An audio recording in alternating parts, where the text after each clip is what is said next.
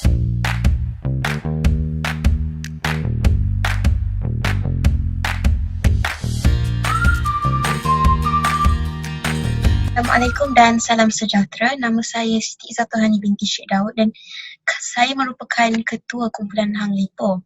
Jadi pada hari ini, kumpulan kami akan membincangkan tentang dasar ekonomi baru. Jadi dasar ekonomi baru ini dirangka pada tahun 1971 oleh Tun Abdul Razak. Kemunculan dasar ini adalah disebabkan oleh peristiwa 13 Mei 1969 yang merupakan titik hitam dalam sejarah negara kita di mana berlakunya pertelingkahan dan rusuhan kaum. Peristiwa ini boleh dikatakan berlaku disebabkan oleh dasar pecah dan perintah yang diamalkan oleh pihak British. Jadi kerajaan pun menyedari perkara ini, mereka mengambil usaha dan tindakan yang tegas untuk mengkaji semula matlamat, strategi dan program pembangunan negara. Jadi kerajaan pun akhirnya membuat keputusan untuk menubuhkan dasar ini. Dasar ini merupakan sebuah rancangan panjang yang mencakupi tempoh selama 20 tahun.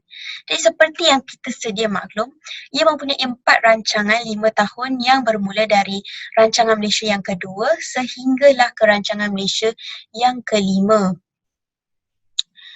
Jadi apabila kita bercakap tentang dasar ekonomi baru ni, pasti kita tertanya sebenarnya apakah faktor yang menyumbang kepada penubuhan dasar ini. Jadi soalan ini ingin saya tujukan kepada saudari Aina Akila bagi menerangkan dengan lebih dalam punca faktor yang menyumbang kepada tertubuhnya dasar ekonomi baru ini. Terima kasih Saudari Izzah. Saya akan menerangkan tentang faktor-faktor penubuhan DEB. Dasar ekonomi baru DEB merupakan dasar yang diperkenalkan oleh Tun Abdul Razak iaitu Perdana Menteri Malaysia kedua pada tahun 1970 selepas negara dikejutkan dengan peristiwa 13 Mei 1969. Siapa sangka bahawa peristiwa rusuhan kaum ini merupakan kejutan sosiopolitik terhadap kehidupan masyarakat majmuk di negara kita yang dipisahkan jurang sosioekonomi yang sangat ketara oleh penjajah tanpa diatasi sepenuhnya oleh pemimpin terdahulu. Atas dasar kemakmuran dan keamanan yang perlu dikekalkan, kerajaan telah mengambil langkah bijak dengan usaha mengagihkan kekayaan negara kepada semua kaum, terutamanya kaum Bumiputera yang jauh ketinggalan dalam menikmati kemakmuran dalam negara sendiri menerusi DEB. DEB juga merupakan rangka rancangan jangka panjang pertama yang meliputi tempoh antara tahun 1970 sehingga 1990 melalui rancangan Malaysia kedua, ketiga, keempat dan kelima. Bagaimanapun, masyarakat bukan Bumiputera juga tidak dinafikan hak mereka dalam pelaksanaan DEB. Konsep serampang dua mata sangat popular dan digunakan kerana terdapat dua matlamat yang digariskan dalam dasar ini, iaitu membasmi kemiskinan dan menyusun semula masyarakat di negara kita. Kedua-dua matlamat ini mempunyai 7 arah. Yang satu iaitu mengintegrasikan masyarakat majmuk. Sekian, terima kasih. Jadi terima kasih atas penerangan tersebut saudari. Jadi kita teruskan dengan soalan seterusnya. Bila kita cakap pasal dasar, pasti ada matlamat atau fungsinya tersendiri. Jadi saya ingin bertanyakan kepada saudara Putera di sini untuk menerangkan tentang fungsi dasar ekonomi baru ini. Fungsi dasar ekonomi baru. Dasar ekonomi baru ini adalah salah satu bentuk rancangan yang telah dilancarkan oleh kerajaan dalam tahun 1970 melalui rancangan Malaysia yang kedua. Jadi matlamat dan fungsi utama ada dasar ekonomi baru ini adalah untuk perpaduan negara dan juga untuk menyusun semula ketidakseimbangan sosioekonomi yang wujud di negara ini. Jadi apabila kerajaan sedar bahawa pengagihan ekonomi yang baik mampu mewujudkan negara yang bersatu padu, mereka pun merancang untuk melancarkan dasar ekonomi baru ini untuk memperbaiki keadaan dalam masalah ini. Jadi ketegangan antara golongan yang berharta dan juga tidak berharta merupakan salah satu berpunca daripada isu kemiskinan. Jadi mereka mendapati bahawa kaum Melayu menghadapi kemiskinan, lebih banyak menghadapi kemiskinan berbanding kaum-kaum yang lain, dan juga kaum Melayu juga masih jauh ketinggalan dan kurang mampu bersaing dengan kaum-kaum yang lain, walaupun ekonomi Malaysia semasa itu berada dalam keadaan yang baik. Jadi dengan merancangkan dasar ekonomi baru ini, mereka ingin memperbaiki salah satu masalah ini, dan dasar ekonomi baru akan dirancang sebagai satu program jangka panjang yang akan berjalan selama 20 tahun, bermula daripada tahun 1970 sehingga tahun 1990. Terima kasih saudara Putera atas penerangan yang begitu jelas. Jadi kita teruskan dengan soalan yang seterusnya. Jadi ketegangan antara golongan yang berharta dan tidak berharta dikatakan merupakan salah satu punca kemiskinan, di mana dikatakan orang Melayu lebih miskin dan lebih mundur berbanding dengan kaum-kaum lain. Jadi soalan ini seterusnya saya akan tujukan kepada saudara Sharif dan juga saudari Kausar untuk menerangkan faktor-faktor kemiskinan ini. Jadi kita mulakan dulu dengan saudara Sharif. Terima kasih Iza, Puan Pengacara forum hari ini. Tanpa membuang masa, saya akan menerangkan faktor utama yang dikaitkan kemiskinan di Malaysia ialah pendapatan keluarga terjejas disebabkan oleh bencana alam yang berlaku seperti hujan asid. Hujan asid akan menyebabkan pH tanah terganggu yang menjejaskan tanaman, iaitu merupakan punca utama pendapatan mereka. Selain itu, kemusnahan tempat tinggal yang disebabkan oleh bencana alam seperti banjir kilat. Hal ini demikian kerana banjir kilat yang berlaku menyebabkan hancurnya harta benda sekaligus menimbulkan masalah kewangan.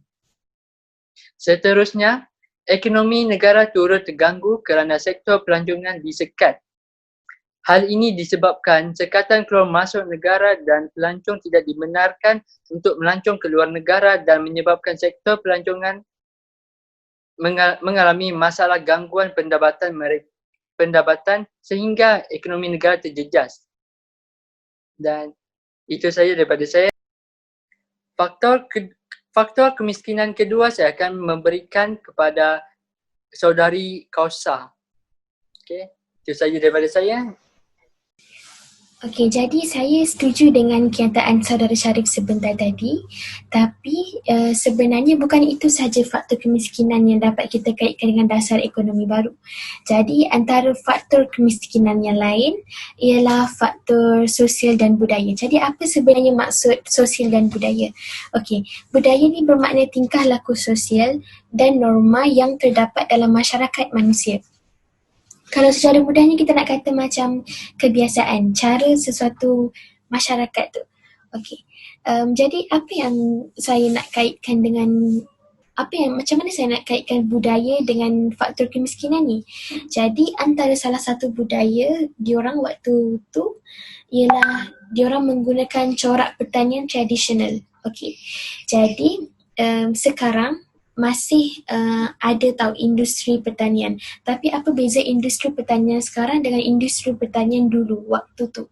Jadi waktu tu diorang menggunakan corak tradisional. Bila kita kata corak tradisional ni, diorang menggunakan 100% tenaga manusia. Okey. Jadi contohnya macam sekarang kan kita dapat lihat sebenarnya banyak dah kemudahan dalam kita nak dalam pertanian ni kan banyak kemudahan. Kita ada dah pelbagai macam jenis mesin untuk memudahkan kerja kita. Tapi pada waktu tu diorang menggunakan 100% tenaga manusia, tak ada mesin, tak ada apa. Okey, jadi itu kesannya membawa kepada kekurangan input yang dapat meningkatkan pengeluaran. Jadi pengeluaran diorang terhad waktu tu kan. Bukan macam sekarang, bila kita ada bantuan mesin, pengeluaran kita pun banyak. Tapi bila dulu 100% tenaga manusia pun ada letih dia, pengeluaran kita terhad. Input pengeluaran tu tak banyak, sikit je kan. Okey, pada waktu yang sama tu juga berlakunya kejatuhan harga barang ekspor akibat kemelesetan ekonomi. Okey, waktu tu ekonomi dunia jatuh menyebabkan harga barang ekspor kita pun jatuh. Okey, jadi nak kaitkan dengan yang tadi tu, bila kita guna corak pertanian tradisional kan, so barangan yang kita hasilkan pun terhad sikit. Lepas tu bila kita jual pula, harga barang jatuh. Itu yang menyebabkan kita tak dapat banyak untung, tak banyak nilai pada apa yang kita jual tu. Okey, jadi itulah yang menyebabkan kita hidup dalam kemiskinan yang ketara. Jadi ini salah satu faktor kemiskinan yang dapat kita kaitkan dengan dasar ekonomi baru. Okey, itu sahaja daripada saya. Terima kasih. Jadi terima kasih saya ucapkan kepada saudara Syarif dan juga saudari Kausa. Jadi soalan seterusnya, dalam dasar ekonomi baru terdapat 2 strategi yang berjaya dilaksanakan. Jadi bolehkah saudari Wardina Aisyah menerangkan strategi pertama yang dilaksanakan dalam dasar ekonomi baru ini? Terima kasih saudari Iza. Sekarang saya akan teruskan dengan perbincangan saya mengenai strategi dasar ekonomi baru yang dilaksanakan oleh pihak kerajaan. Okay, seperti yang kita tahu, masalah kemiskinan dia menyebabkan perpaduan masyarakat sebagai pokok, terutamanya apabila terdapatnya jurang kemiskinan dan kekayaan yang terlalu besar antara masyarakat dalam sebuah negara itu. Kaum Bumiputra merupakan kaum yang menguasai sektor pertanian tradisional, menyebabkan mereka berada pada kadar kemiskinan. Oleh itu, pihak kerajaan telah cuba untuk mempraktikkan usaha-usaha dalam membasmi kemiskinan dalam kalangan kaum Bumiputra di Malaysia ini. Okay, jadi antara strategi untuk membasmi kemiskinan tersebut adalah seperti meningkatkan produktiviti dan pendapatan golongan miskin desa melalui pembukaan tanah baru dan penentapan petani seperti Felda yang telah pun berjaya dilaksanakan. Felda iaitu penanaman kelapa sawit ya. Okey, selain itu, kerajaan juga mewujudkan lebih banyak peluang-peluang pekerjaan di sektor perkilangan. Contohnya dengan menjadi operator pengeluaran di Shah Alam ya. Memperbaiki infrastruktur jalan raya dan pengairan. Contoh infrastruktur jalan raya itu seperti Lebuh Raya Plus, yang telah pun juga percaya dilaksanakan dan kerajaan sekarang sedang berusaha untuk memperbaiki lagi infrastruktur tersebut. Selain itu, kerajaan dia memperbaiki kemudahan awam seperti kemudahan kesihatan dan kemudahan telefon. Contoh kesihatan tu seperti hospital ataupun klinik kerajaan, dan telefon pula seperti Telekom Malaysia. Yang terakhir ialah kerajaan cuba untuk meluaskan peluang pekerjaan kepada semua kaum seperti untuk jawatan doktor, jurutera, peguam telah dibuka untuk ketiga-tiga kaum utama itulah. Seperti kaum Melayu, Cina, India dan kaum-kaum lain. Jadi sekarang saya akan pass kepada saudari Fatihah untuk menerangkan tentang strategi yang kedua pula. Terima kasih. Baiklah, terima kasih saudari Wardina. Jadi untuk strategi yang seterusnya iaitu strategi yang kedua, bolehkah saudari Fatihah Wahidah pula menerangkannya? Terima kasih kepada saudari Izzah yang telah memberikan saya peluang untuk mengusulkan salah satu strategi yang amat penting dalam dasar ekonomi baharu iaitu penyusunan semula masyarakat di Malaysia. Jadi, penyusunan semula masyarakat di Malaysia ini dapat menambahkan lagi pemilikan rakyat dalam sektor swasta. Ia juga dapat meningkatkan pemilikan kaum Bumiputra sekurang-kurangnya sebanyak 30% daripada jumlah saham dalam sektor ekonomi dan sektor swasta pada hari ini di Malaysia. Jadi, hal ini tidak bermakna bahawa golongan bukan Bumiputra telah ditindas atau telah ditidakkan hak mereka kerana mereka telah melibatkan diri dalam sektor swasta dan sektor ekonomi ini sebanyak 40% dan yang lainnya telah diambil oleh pelaburan asing.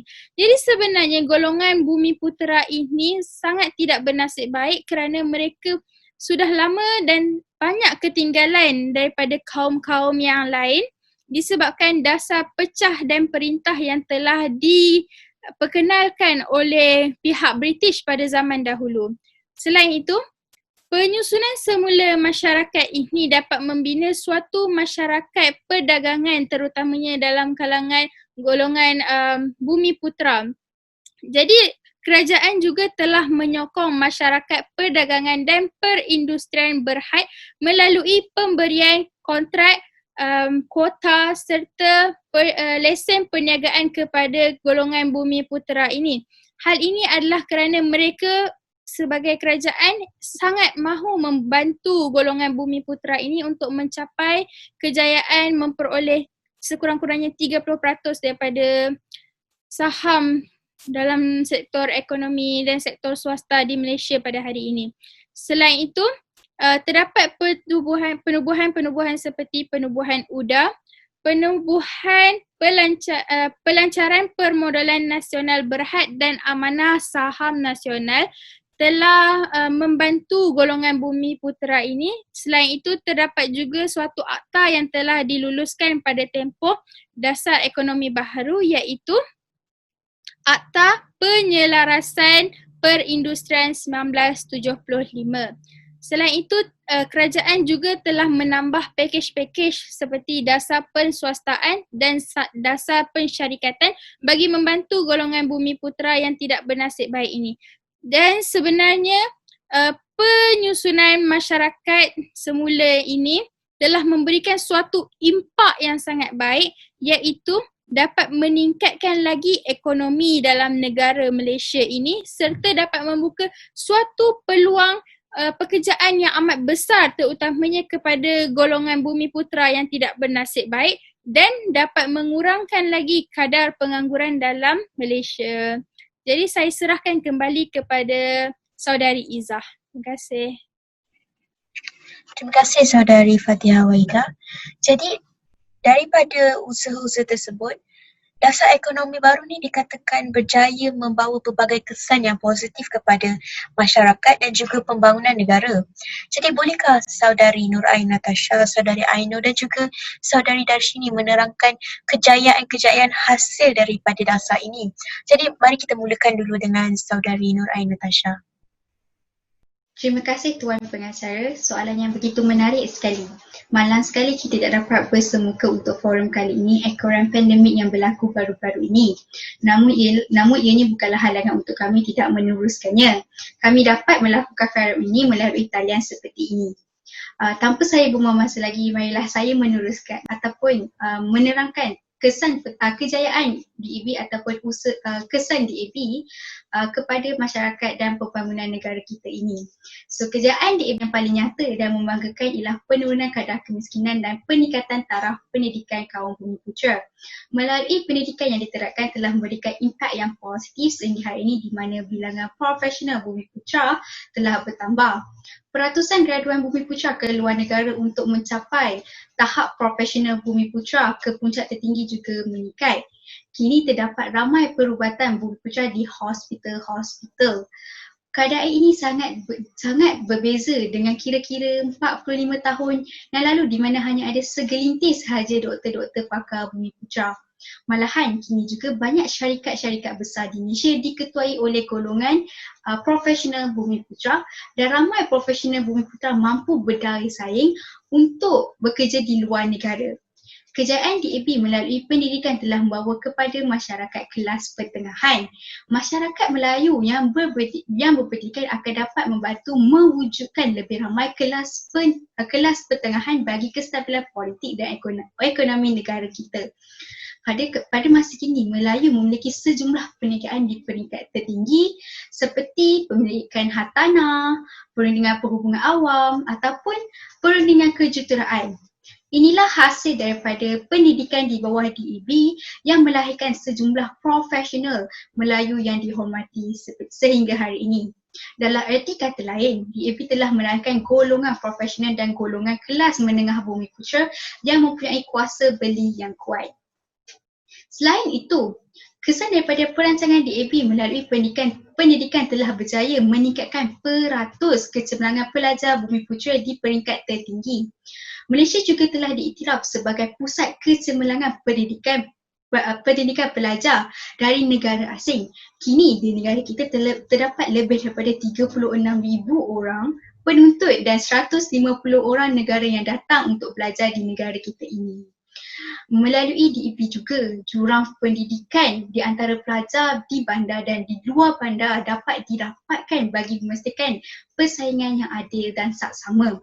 Selain menempatkan guru-guru berkebolehan dan berpengalaman di sekolah-sekolah luar bandar, kemudahan-kemudahan yang sama seperti di bandar juga turut disediakan seperti infrastruktur teknologi maklumat dan komunikasi iaitu ICT juga disediakan di sekolah-sekolah luar bandar. Segala ini diambil kira untuk mewujudkan persaingan yang lebih rata dan peluang anak-anak Melayu untuk berjaya dapat ditingkatkan. Maka dengan ini terbuktilah bahawa DAP mampu memainkan peranan dalam pendidikan apabila kejayaan demi kejayaan dapat dikecapi dengan hasil usaha kejayaan dan kerjasama rakyat di Malaysia ini. Wow, begitu hebat sekali kejayaan DAP di dalam sektor pendidikan di negara kita ini. Itu sahaja kejayaan DAP di dalam sektor pendidikan. Sekian, terima kasih. Seterusnya, saya Ainur akan berbicara tentang sektor pembasmian kemiskinan daripada Felda. Pendapatan Felda sama ada unit perkampungan, tunggal atau bandar adalah komuniti yang sengaja dibina atau dirancang di kawasan desa untuk mencapai matlamat-matlamat sosio-ekonomi negara. Sebagai komuniti baru, sudah tentu ia mempunyai ciri-ciri yang istimewa kerana ia dirancang berdasarkan konsep, perancangan, moden dan polisi-polisi yang dibentuk khusus untuk membawa perubahan sosial, ekonomi dan fizikal kepada masyarakat desa. Bertepatan Felda adalah komuniti yang pertama yang dirancangkan secara menyeluruh di kawasan desa dan pembukaan tanah baru di luar bandar. Yang kedua, penyediaan infrastruktur komuniti.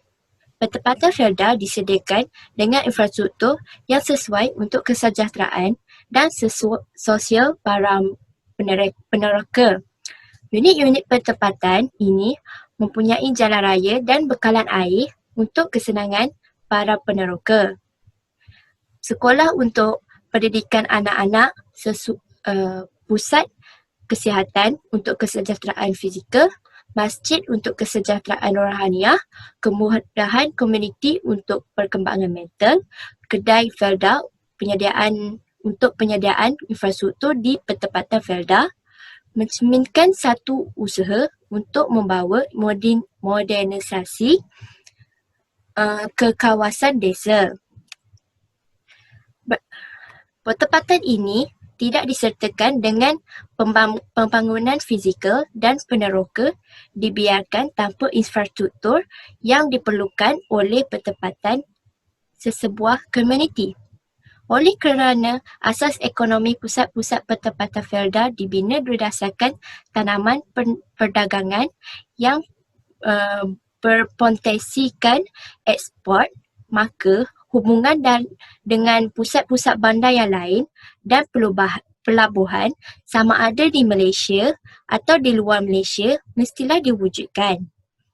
Ini memerlukan satu sistem mengadakan kebun sendiri dan berkongsi sepadan yang sama dengan lot rumah jiran-jiran mereka, kawasan pertanian yang membentuk sempadan pertempatan dilindungi dengan pembangunan bukan pertanian untuk menjaga kepentingan peneroka. Ini mengekalkan imbangan antara kawasan binaan yang mempunyai sempadan yang jelas di kampung dengan kawasan pertanian yang memberikan persekitaran yang hijau, cantik, nyaman dan bersih. Pemandangan seperti ini tidak mudah dinikmati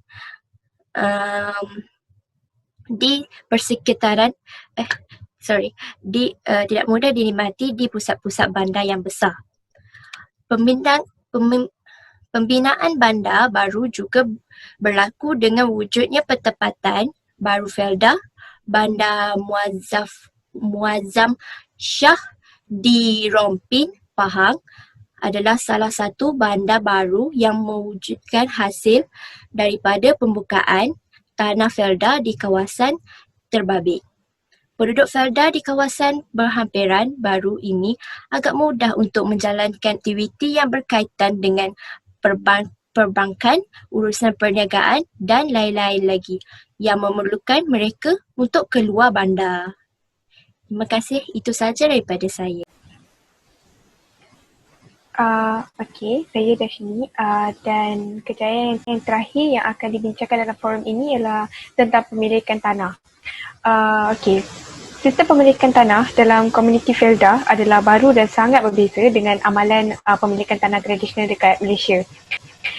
Felda ni mengenakan peraturan dan syarat yang ketat terhadap pemilikan tanah untuk melindungi kepentingan dan kesejahteraan peneroka.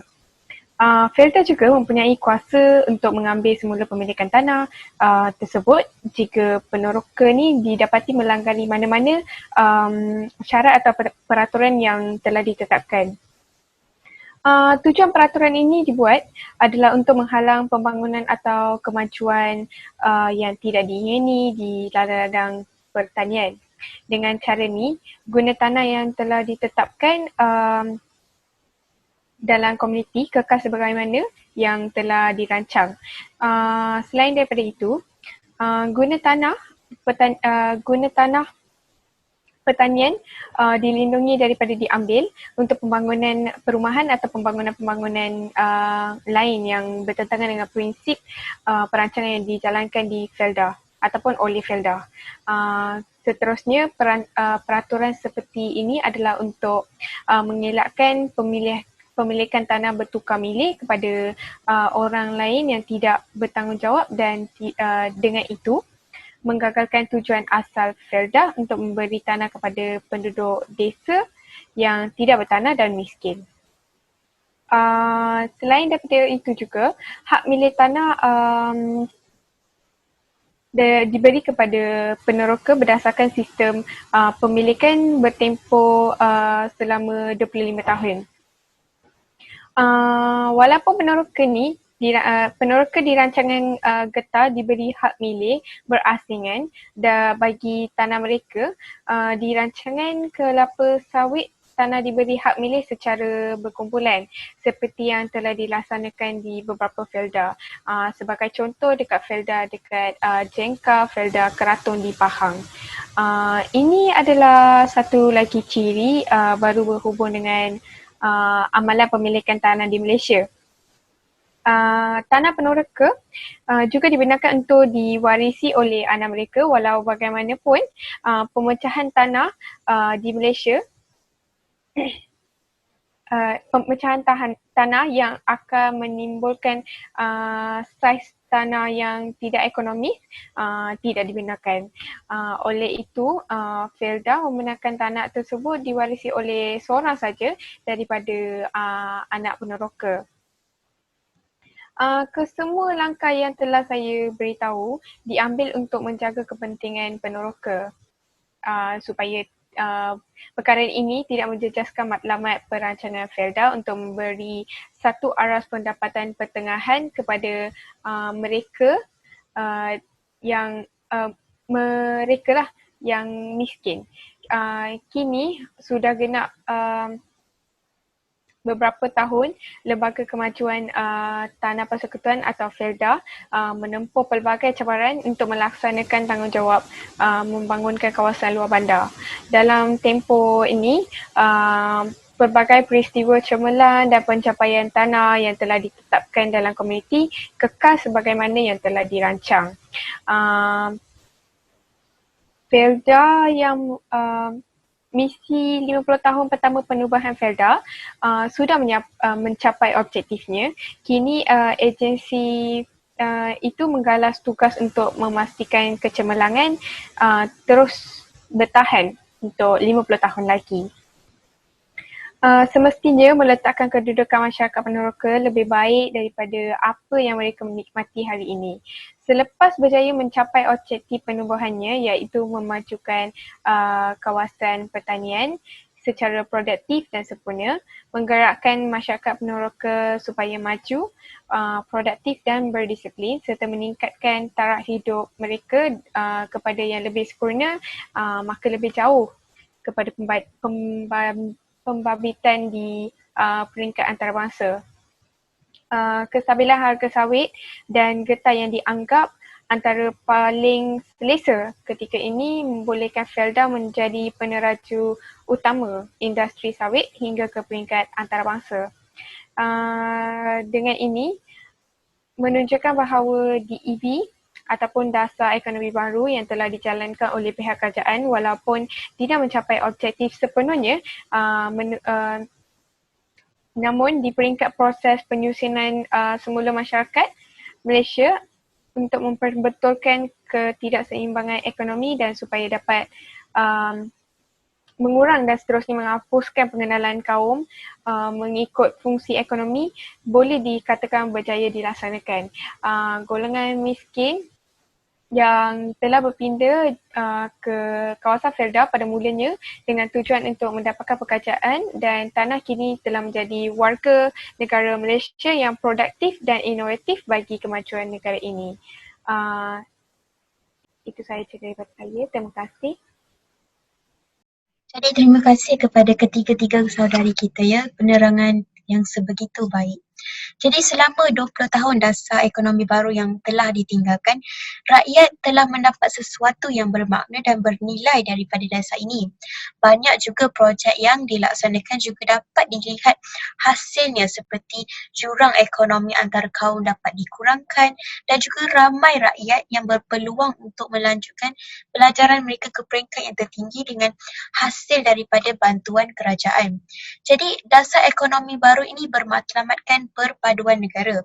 Jadi kita kena sedar bahawa usaha ini bukan sahaja memerlukan usaha gigih daripada kerajaan, malah dia memerlukan perubahan sikap, tenaga dan juga pemikiran rakyat juga. Jadi itu sahaja perbincangan forum dasar ekonomi baru daripada kumpulan kami pada hari ini.